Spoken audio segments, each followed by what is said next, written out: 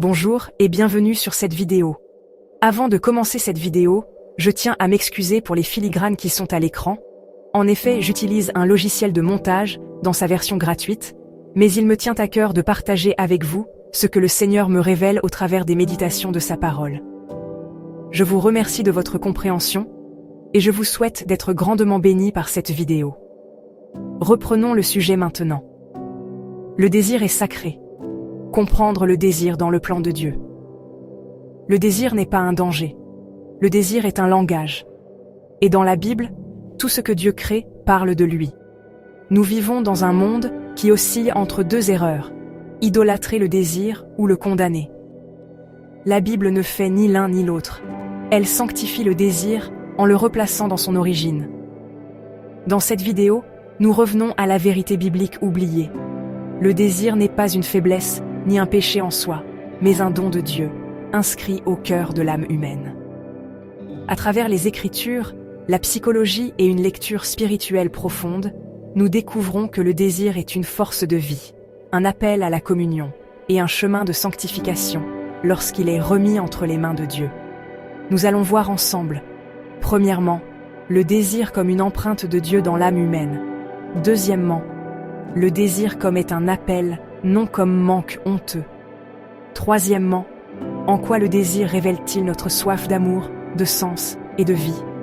Quatrièmement, pourquoi le désir peut-il être déformé, perverti?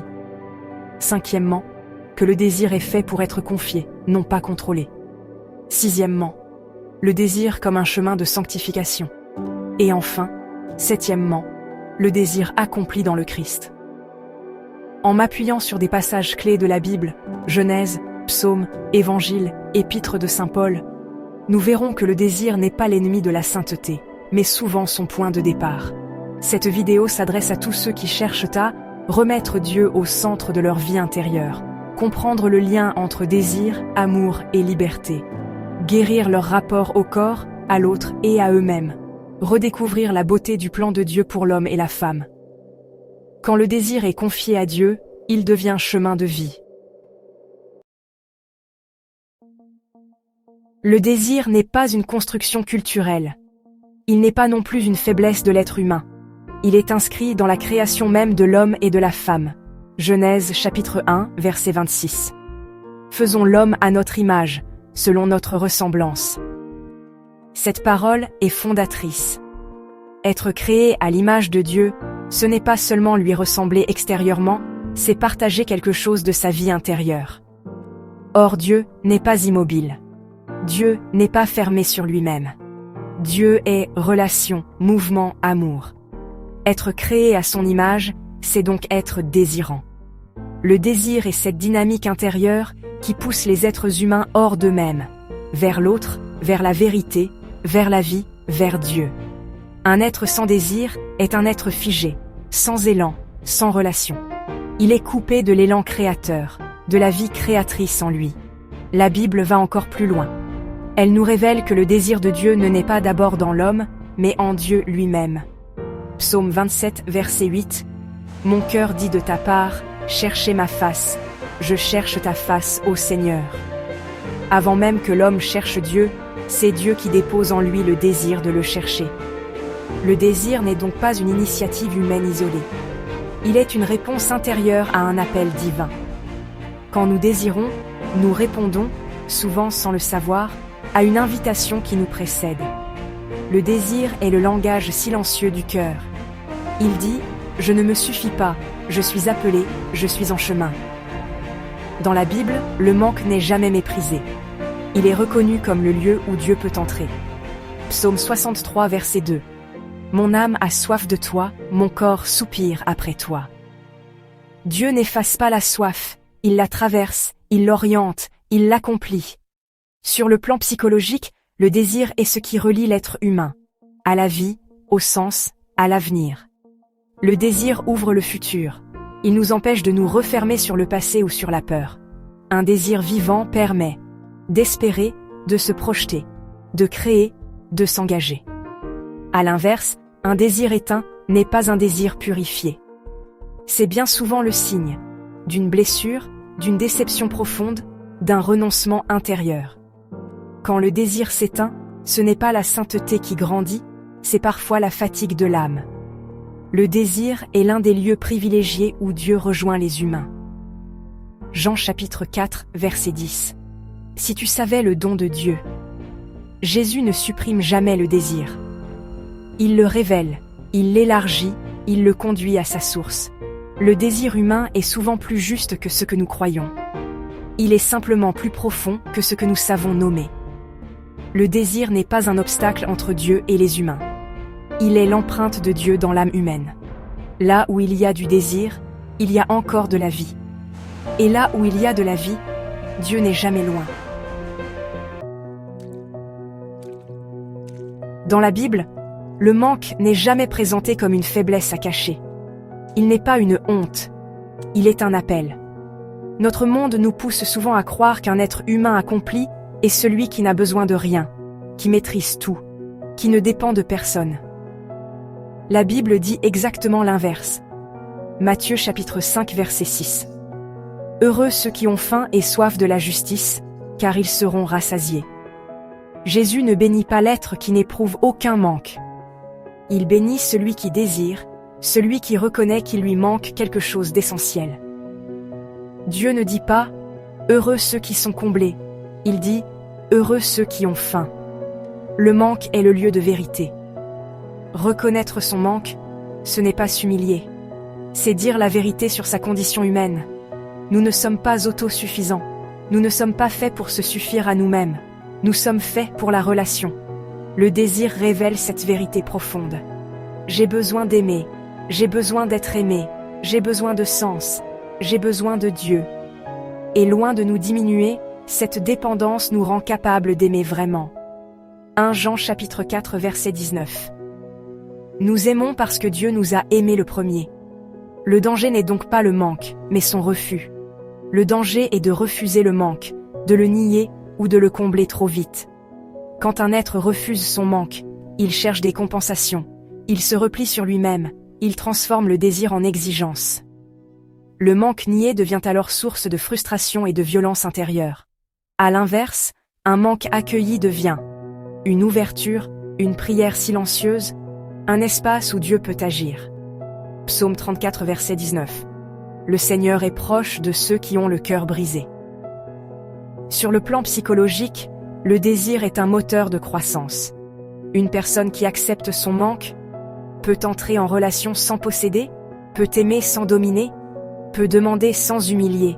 Une personne qui refuse son manque cherche souvent à contrôler, remplir, s'imposer. Le désir reconnu humanise. Mais le désir qui est nié durcit. Le désir ouvre à l'amour véritable. L'amour véritable ne naît pas de la toute-puissance et ne force rien. Il naît de la vulnérabilité acceptée. 2 Corinthiens chapitre 12 verset 9. Ma grâce te suffit, car ma puissance s'accomplit dans la faiblesse. C'est précisément parce que nous ne sommes pas tout-puissants que nous pouvons accueillir l'autre comme un don, et non comme un objet. Le désir devient alors un lieu de rencontre, un espace de respect, une promesse de communion. Le manque n'est pas une honte. Il est la porte par laquelle Dieu entre. Celui qui ose désirer n'est pas faible. Il est vivant. Et c'est seulement celui qui reconnaît son manque qui peut aimer en vérité. Le désir n'a jamais été créé pour nous enfermer sur nous-mêmes. Lorsqu'il est authentique, il est toujours ouverture. Il nous pousse à sortir de l'isolement, à aller vers l'autre, à entrer en relation. Genèse chapitre 2 verset 18. Il n'est pas bon que l'homme soit seul. Cette parole révèle une vérité essentielle. La solitude n'est pas la vocation ultime de l'homme. Le désir est ce mouvement intérieur qui conduit vers la relation à Dieu, la relation à l'autre, la relation à la vie. Sans désir, l'homme se replie. Avec le désir, il s'ouvre. Le désir est un langage de la relation, un langage silencieux qui dit « J'ai besoin de toi, je me tourne vers toi, je reconnais que je ne suis pas complet seul ». Dans le plan de Dieu, le désir n'est jamais une force de domination. Il est une force de rencontre. Même le désir charnel, même le désir de l'acte sexuel, lorsqu'il est vécu dans le plan de Dieu, n'est pas une pulsion aveugle. Il est une quête de communion, un désir de don mutuel, une recherche d'unité. Ce n'est pas prendre quelque chose à l'autre, c'est aller à sa rencontre et se donner mutuellement. Le Cantique des Cantiques nous dit « La beauté du désir sacré ». La Bible ne fuit pas le désir, elle l'ose. Cantique des Cantiques 2, verset 16. Mon bien-aimé est à moi, et je suis à lui. Cette parole est capitale. Elle ne dit pas « je le possède ». Elle dit « nous nous appartenons mutuellement ». Il y a ici réciprocité, respect, liberté, joie. Le désir biblique est toujours relationnel. Il n'écrase pas, il ne prend pas de force, il se donne. Sur le plan psychologique, le désir sain est ce qui permet l'attachement, la confiance, l'intimité. Un désir qui est orienté vers la communion respecte les limites, reconnaît l'autre comme sujet, accepte la différence. À l'inverse, un désir qui est coupé de la relation devient pulsionnel, possessif, dominateur. Ce n'est pas l'intensité du désir qui est dangereuse, c'est sa rupture avec la relation. Le désir est un chemin d'unité intérieure. Quand le désir est vécu dans la vérité, le corps, le cœur et l'âme avancent ensemble. Il ne crée pas de division intérieure, il unifie l'être. 1 Corinthiens chapitre 6 verset 17. Celui qui s'unit au Seigneur est avec lui un seul esprit. La communion humaine trouve sa source dans la communion avec Dieu. Le désir n'est pas une force qui prend. Il est une force qui relie. Lorsqu'il est vécu dans le plan de Dieu, il devient chemin de communion, d'unité et de vie partagée. Si le désir est sacré, la vraie question n'est pas « pourquoi est-il dangereux ?» mais plutôt « pourquoi est-il blessé au point de devenir contre nature, parfois pervers, parfois destructeur ?» La Bible nous donne une première clé fondamentale. Romains chapitre 8 verset 22. La création tout entière gémit. Ce gémissement n'est pas une condamnation de la création. Il est le signe d'une fracture, d'une séparation, d'un désordre entré dans ce qui était à l'origine harmonieux. Le désir gémit lorsqu'il est séparé de sa source créatrice, coupé de Dieu, réduit à une satisfaction immédiate, privé de sens moral et de respect de l'autre. À ce moment-là, le désir cesse d'être relation, appel, communion. Il devient appropriation. Et quand l'autre n'est plus reconnu comme une personne, il est objectivé. Or, dès que l'autre devient un objet, toute limite morale peut être franchie. Voici un regard psychologique. La psychologie confirme ce que la Bible révèle depuis toujours. Un désir qui n'est pas accueilli intérieurement, reconnu, mis en parole et orienté, devient progressivement anxieux, impatient, exigeant, incontrôlable, pulsionnel, démesuré, parfois destructeur. Lorsque la personne n'est plus soutenue par une raison morale vivante, le désir cherche alors n'importe quel moyen d'être assouvi. Ce n'est plus un désir qui sert la vie, mais une pulsion qui exige. Le cœur du problème, ce n'est pas le désir, mais sa perversion. Il est essentiel de le dire clairement, ce n'est pas le désir qui est mauvais. Ce qui est dangereux, c'est son isolement, son refoulement, son emprise, sa perte de sens. Un désir isolé de Dieu, de la conscience et de la responsabilité devient une force aveugle. Et malheureusement, lorsque cela arrive, les premières victimes sont toujours les plus vulnérables. Les enfants, les femmes, puis les hommes eux-mêmes. Car un désir perverti détruit toujours plus qu'il ne soulage. La Bible nous dit que deux chemins s'offrent devant l'homme. La Bible est très claire sur ce point. Deutéronome chapitre 30 verset 19. J'ai mis devant toi la vie et la mort, choisis la vie.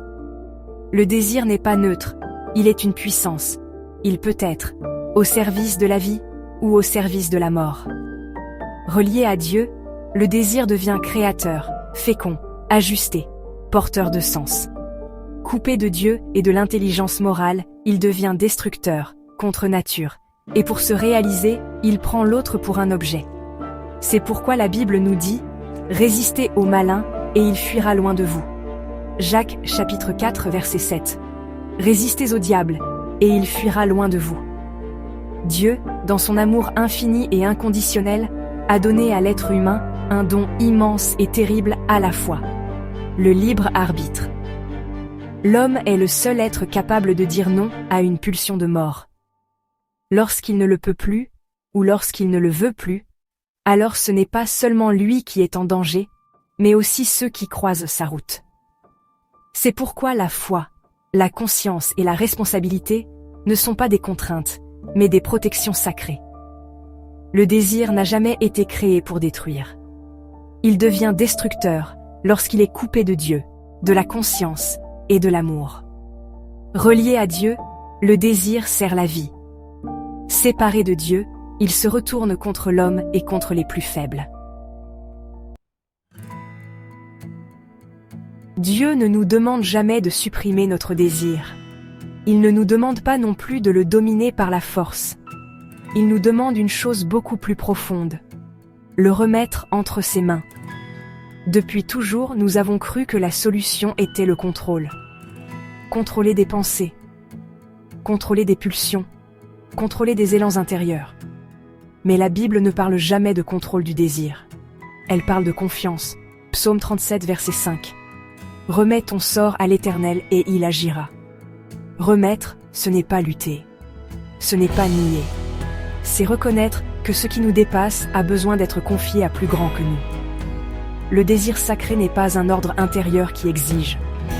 Ce n'est pas une voix qui commande. C'est une prière douce et silencieuse qui demande à être entendue et orientée. Lorsque nous cherchons à contrôler seul notre désir, il nous épuise intérieurement. Le contrôle constant engendre tension, culpabilité, peur de perdre la maîtrise. Et paradoxalement, plus on contrôle, plus le désir devient obsessionnel. Mais lorsque le désir est confié, il cesse d'être un combat. Il devient un dialogue intérieur. Confié à Dieu, le désir n'est plus une menace. Il devient un lieu de rencontre. Proverbe 3, verset 5. Confie-toi en l'Éternel de tout ton cœur et ne t'appuie pas sur ta propre intelligence.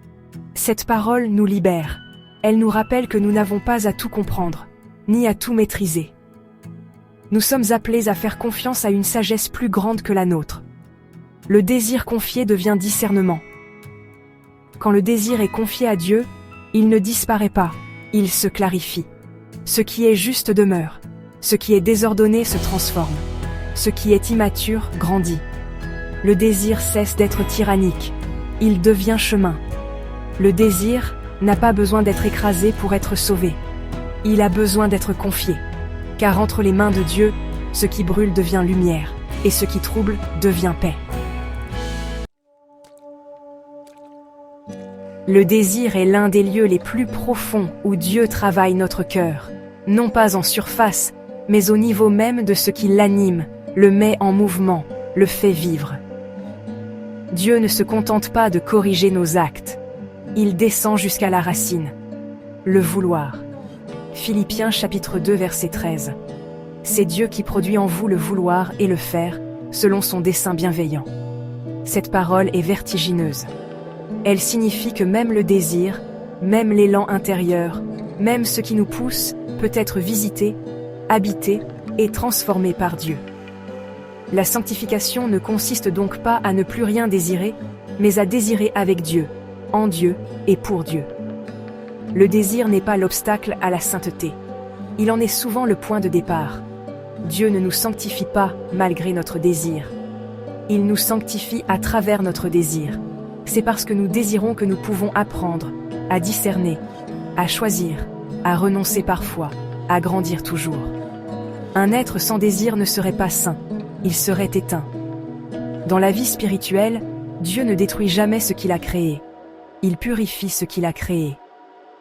Le désir purifié devient patience, parce qu'il apprend à attendre le temps de Dieu, fidélité, parce qu'il cesse de se disperser, espérance, parce qu'il regarde plus loin que l'instant. Psaume 130, verset 5. J'espère le Seigneur de toute mon âme, et j'attends sa parole. Attendre n'est pas renoncer au désir, c'est lui permettre de mûrir. Psychologiquement, le désir immature veut tout de suite. Il confond intensité et vérité. Mais un désir travaillé par Dieu apprend. La frustration féconde, la temporalité, la confiance. Il découvre que ce qui est bon n'est pas toujours immédiat, et que ce qui est vrai demande parfois du temps. Le désir devient alors structurant, et non plus compulsif. Le désir est le lieu de combat et de croissance. Galates chapitre 5 verset 17. La chair a des désirs contraires à ceux de l'esprit. Le désir est un lieu de combat, oui. Mais un combat fécond. Ce combat n'est pas un échec spirituel. Il est le signe que Dieu travaille encore. C'est précisément là, dans la tension intérieure, que nous apprenons à nous abandonner. Le désir apprend à aimer gratuitement. Lorsque le désir est purifié, il cesse d'exiger. Il devient don. 1 Corinthiens chapitre 13 versets 4 et 5.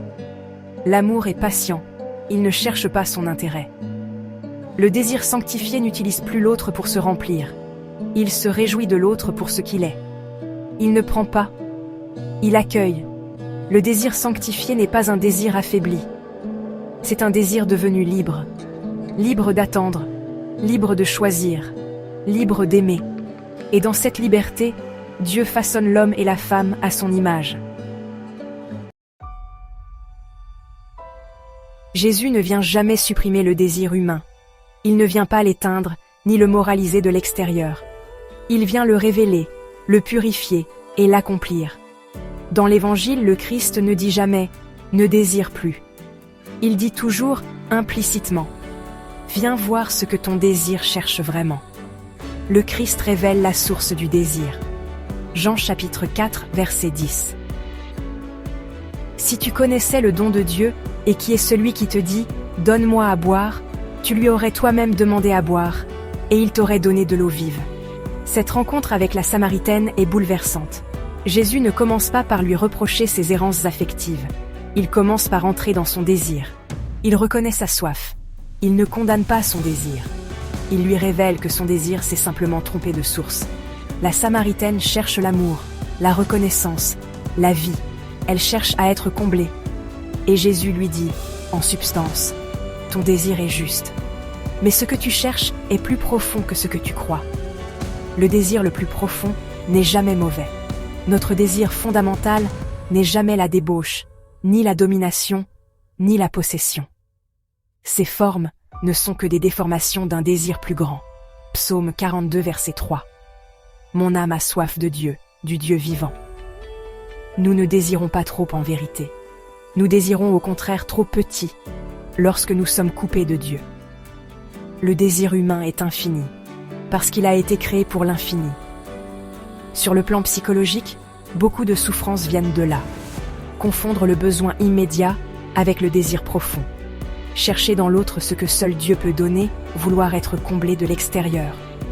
Lorsque le désir n'est pas reconnu dans sa profondeur, il devient compulsif, il répète, il exige, il ne se rassasie jamais. Jésus, lui, rétablit la hiérarchie intérieure. Il ne nie pas le corps, il ne méprise pas l'affectivité. Il les replace dans une source plus haute. Le Christ est accomplissement, non frustration. Jean chapitre 10, verset 10. Je suis venu pour que les hommes aient la vie et qu'ils l'aient en abondance. Cette parole est essentielle. Le Christ ne propose jamais une vie amputée. Il propose une vie abondante. Le christianisme n'est pas une spiritualité de la frustration, mais une spiritualité de l'accomplissement. L'abondance dont parle Jésus n'est pas quantitative, elle est intérieure, elle est plénitude. Le désir humain trouve son repos en Dieu. Saint Augustin dans ses écrits nous dit « Tu nous as fait pour toi, Seigneur, et notre cœur est sans repos tant qu'il ne repose en toi. » Tout désir humain cherche le repos, mais ce repos n'est pas l'extinction du désir, c'est son accomplissement. En Christ, le désir cesse d'être anxieux. Il devient confiance, espérance, attente amoureuse. Le Maranatha de la Bible est le désir purifié. Apocalypse chapitre 22 verset 17. L'esprit et l'épouse disent « Viens ». Le mot Maranatha n'est pas une fuite du monde, c'est l'expression la plus pure du désir humain. Dire « Viens Seigneur », c'est reconnaître que Dieu est la source, Dieu est la fin, Dieu est l'accomplissement. Et Dieu, dans son amour infini, n'impose rien. Il attend, il respecte le rythme du cœur humain. il n'entre que si on l'invite. Le désir accompli dans le Christ ne disparaît pas. Il devient paix, il devient confiance, il devient attente aimante. Et dans cette attente, Dieu se donne en abondance, sans jamais forcer, sans jamais prendre, mais toujours en aimant. Le désir n'est pas l'ennemi de la sainteté. Il en est le point de départ. Dieu a inscrit le désir au cœur de nous-mêmes comme un élan vers la vie, comme une soif de sens et d'amour. Ce n'est pas le désir qui nous égare, c'est le fait de le vivre coupé de sa source. Un désir confié à Dieu devient chemin de vie. Il nous apprend à attendre. Il nous apprend à aimer sans posséder. Il nous apprend à espérer. Un désir séparé de Dieu se replie. Il s'épuise à chercher dans la créature ce que seul le Créateur peut donner. Mais le désir, en lui-même, reste sacré. Il est la trace de Dieu en nous, la mémoire de l'infini déposée dans le cœur humain. Lorsque nous remettons notre désir au Christ, il ne disparaît pas. Il se transforme, il devient lumière. Maranatha, viens Seigneur, viens. Je vous remercie d'avoir écouté cette vidéo et je vous souhaite d'être grandement bénis par notre Seigneur Jésus-Christ.